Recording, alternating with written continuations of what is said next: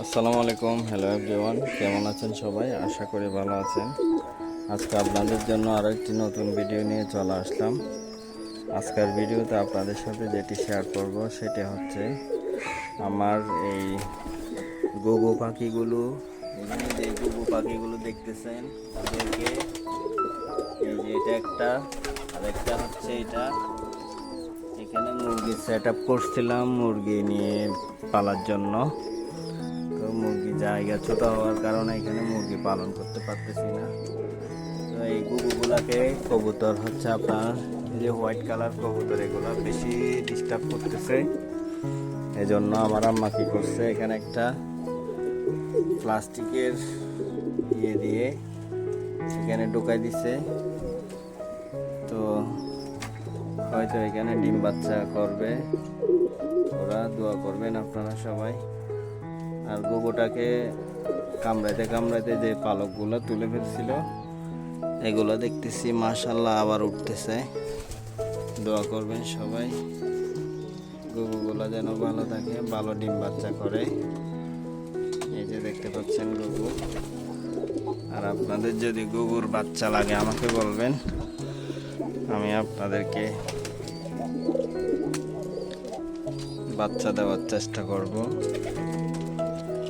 আগে ওরাও ডিম বাচ্চা করছে, কিন্তু এই যে দেখেন অনেক সুন্দর মাশাআল্লাহ। আগে ডিম বাচ্চা করছে, এখন কবুতর নতুন হোয়াইট কালার কবুতর এগুলো ওঠার কারণে ওরা বেশি ডিস্টার্ব করতেছে। এই জন্য ওরা ডিম বাচ্চা করতে পারতেছে না। এই জন্য আমার আম্মু এখানে ঢুকাই দিছে। তো ইনশাল্লাহ ওরা আবার এখানে ডিম বাচ্চা করবে। দোয়া করবেন আপনারা সবাই। এই যে দেখেন, আর একটু ভেতর থেকে দেখেন, এটা হচ্ছে ছেলে ঘুঘুটা আর এটা হচ্ছে মেয়ে ঘুঘুটা। তো ভয় পাইতেছে ও। আয় আয় আয়,